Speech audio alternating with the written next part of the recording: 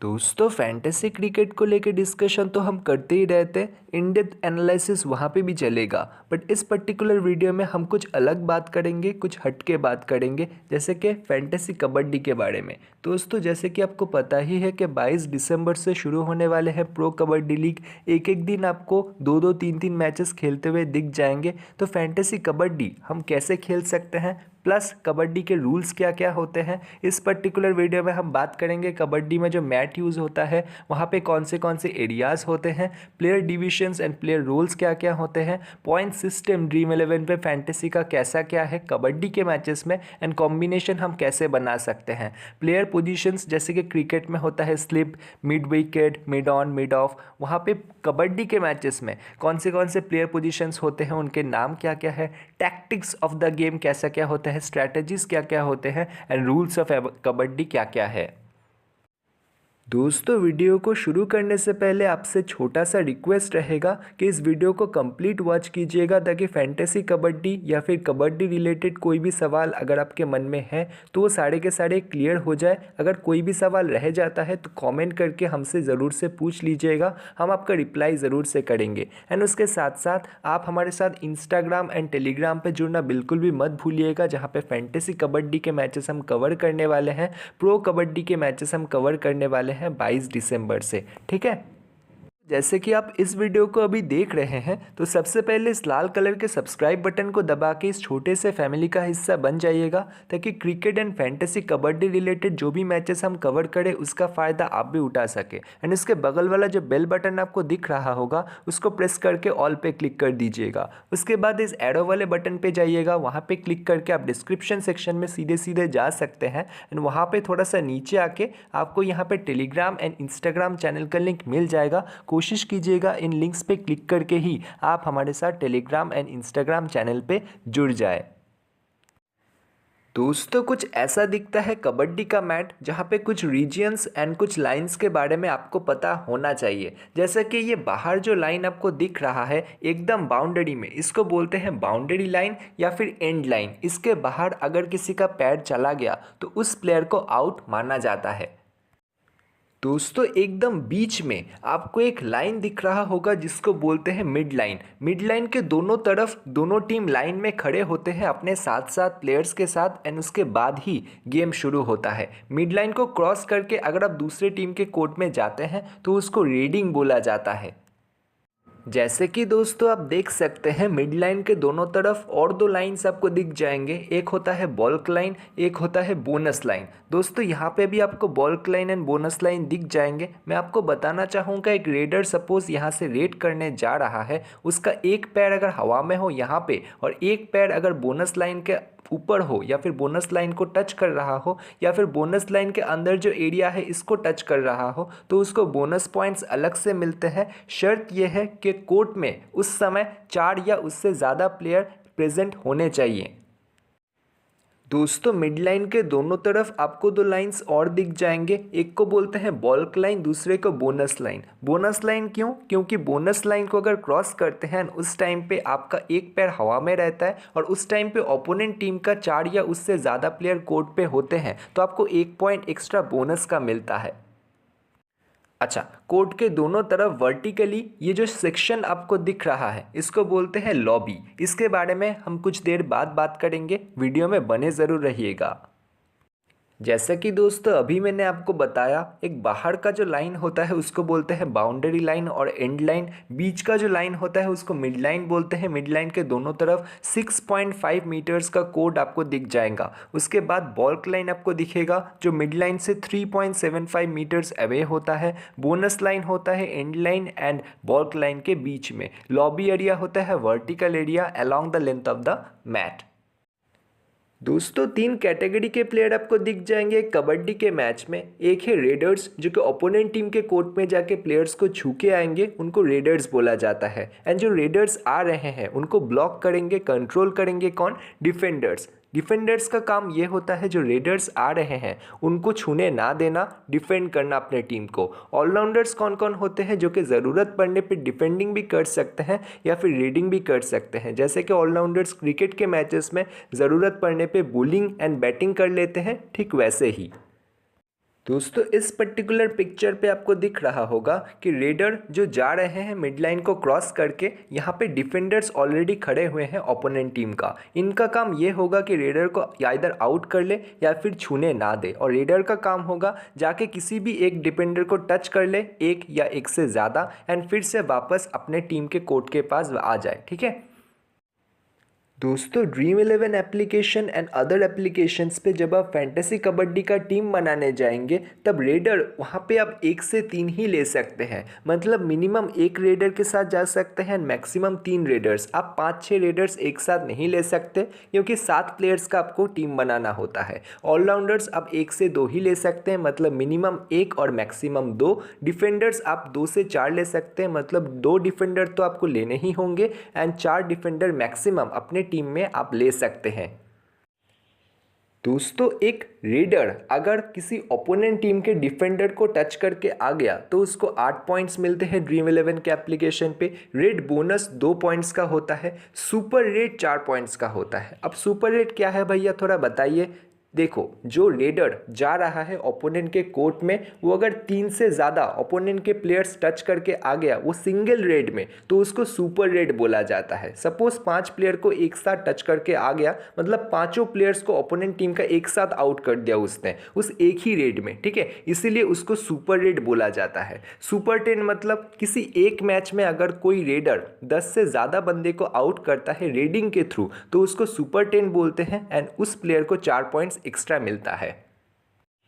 दोस्तों यहाँ पे एक ड्रॉबैक भी है। अब देखिए, अनसक्सेसफुल रेड, इसको क्या बोलेंगे? जो रेडर रेड करने जा रहे हैं मिड लाइन को क्रॉस करके, यहाँ पे जो डिफेंडर्स खड़े हुए हैं वो डिफेंडर्स अगर इस पर्टिकुलर रेडर को यहाँ पे पकड़ ले और अपने टीम के कोर्ट में वापस ना आने दे, तो उसको अनसक्सेसफुल रेड बोला जाता है, एंड उसके लिए उस पर्टिकुलर रेडर को -2 पॉइंट्स ड्रीम 11 के एप्लीकेशंस में मिलेंगे। दोस्तों सक्सेसफुल डिफेंडिंग को यहाँ पे सक्सेसफुल टैकल बोला जाता है। जैसे कि डिफेंडर्स यहाँ पे खड़े हुए हैं और मिड लाइन को क्रॉस करके जब रेडर जा रहा है अगर पकड़ ले, तो वहाँ पे सक्सेसफुल टैकल बोला जाता है, सक्सेसफुल डिफेंडिंग नहीं बोला जाता।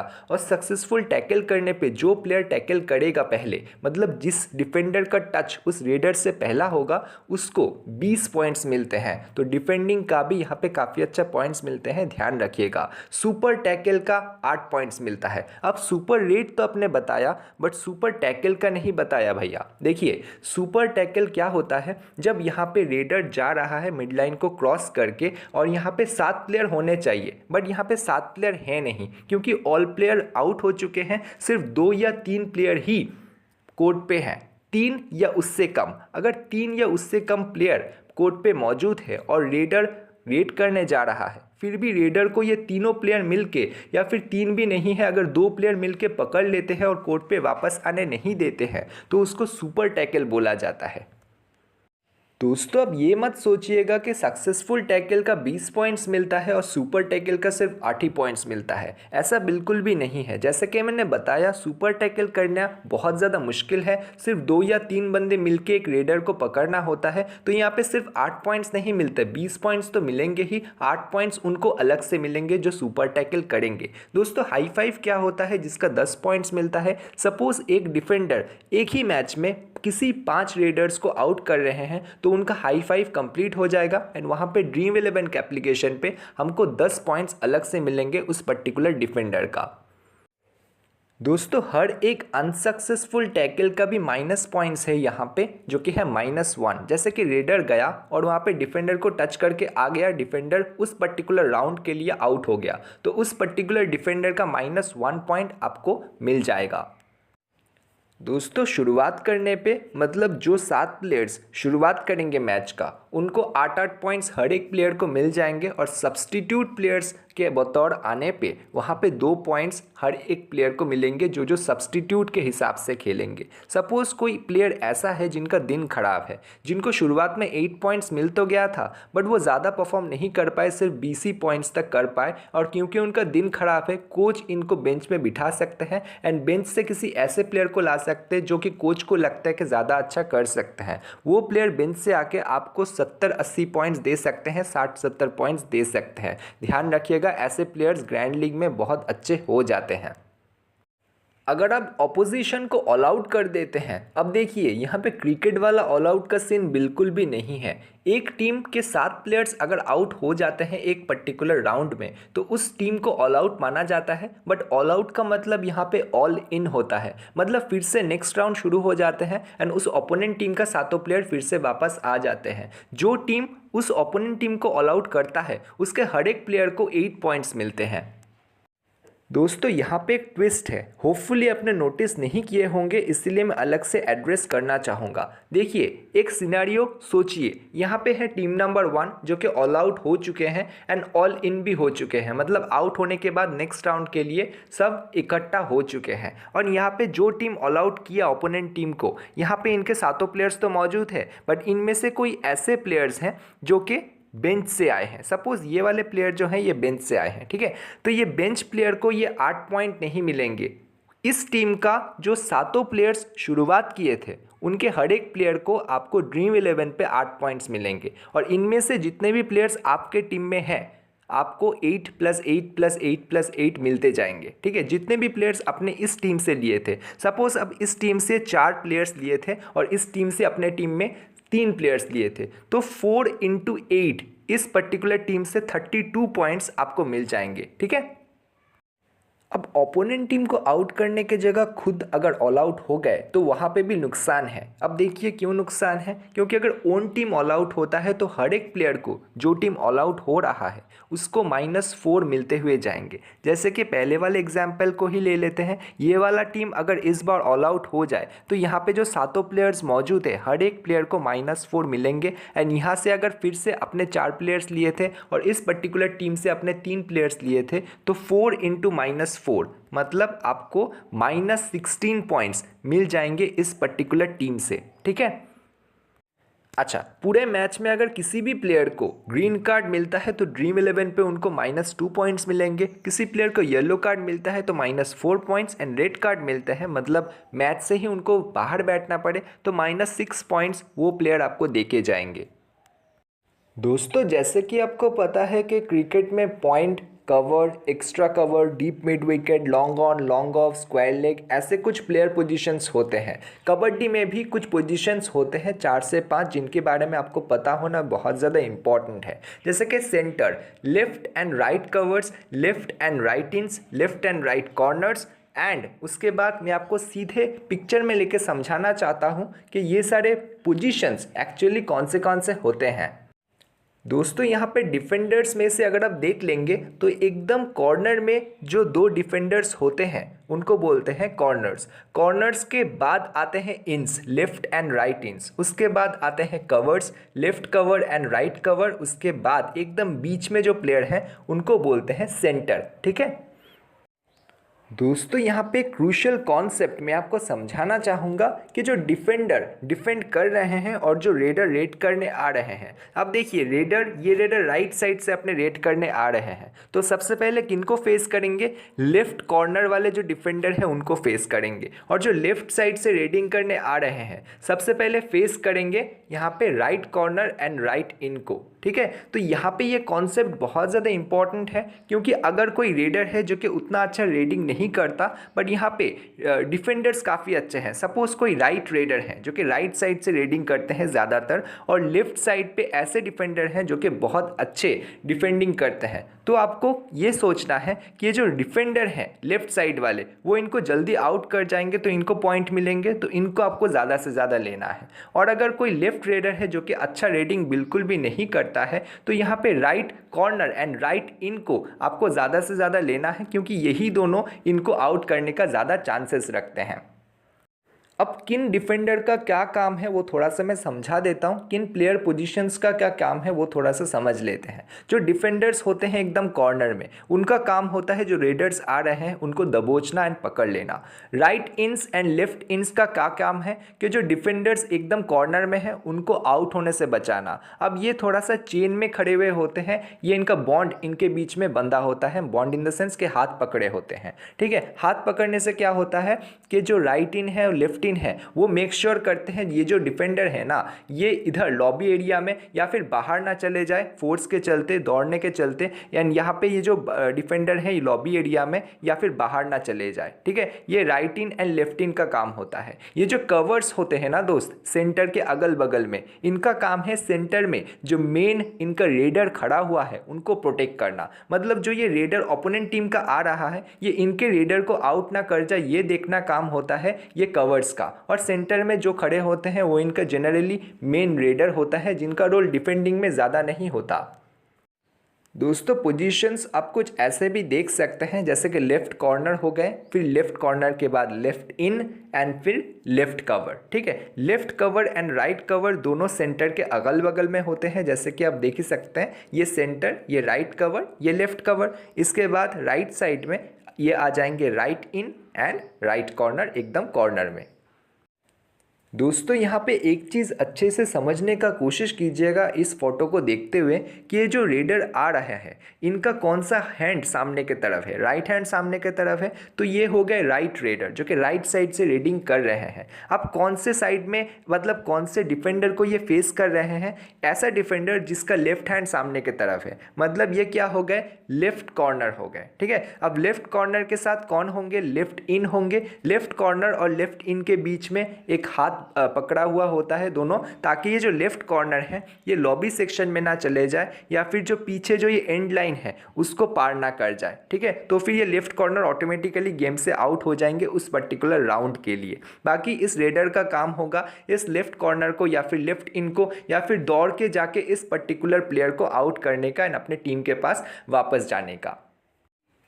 Tactics of the game. अब देखिए टैक्टिक्स में क्या क्या इन्वॉल्व होता है। जब कोई बंदा रेडिंग कर रहा है, जब कोई रेडर रेडिंग कर रहा है, तब ये इतने सारे स्किल्स इन्वॉल्व कर सकते हैं। इनके बदौलत ओपोनेंट टीम के किसी भी प्लेयर को, चाहे डिफेंडर हो चाहे ओपोनेंट टीम का कोई रेडर हो, उनको छू के आ सकता है। जैसे कि रनिंग हैंड टच कर सकते हैं, टो टच कर सकते हैं, हील किक कर सकते हैं, लायन जंप का एक मूव भी है, बैक किक है, साइड किक है, डुबकी है जो कि प्रदीप नरवाल जैसे प्लेयर करते हैं। दोस्तों यहाँ पे इतने सारे जो मूव्स है वो एक रेडर अपना सकते हैं एंड इसके बदौलत स्कोर करके जल्द से जल्द अपने कोर्ट में वापस आ सकते हैं। एंड बात कर लेंगे डिफेंडर्स का, तो डिफेंडर्स के पास भी एक से ज़्यादा मतलब बहुत सारे मूव्स है एक रेडर को आउट करने का, टैकल करने का। जैसे यहाँ पे देखेंगे एंकल होल्ड आपको दिख जाएंगे, ब्लॉक आपको दिख जाएंगे, चेन टैकल जो कि 2 या फिर 3 डिफेंडर्स जो हैं एक साथ आते हैं एक पर्टिकुलर रेडर को दबोचने के लिए, फिर डैश आ जाते हैं जो कि एक पर्टिकुलर रेडर को यहाँ पे डैश करके लॉबी एरिया से बाहर कर दिया जाता है, फिर थाई होल्ड होता है, वेस्ट होल्ड होता है, मतलब थाई को एकदम पकड़ लेना, जकड़ लेना, या फिर वेस्ट सेक्शन जो होता है हमारे बॉडी का उसको पकड़ लेना, जकड़ लेना, ताकि जो रेडर है टच करके अपने पर्टिकुलर कोर्ट में अपने टीम के पास वापस ना जा पाए। दोस्तों ये वीडियो अगर आपको पसंद आ रहा है तो आपसे हमें कुछ नहीं चाहिए, एक सब्सक्राइब और एक कमेंट के सिवा।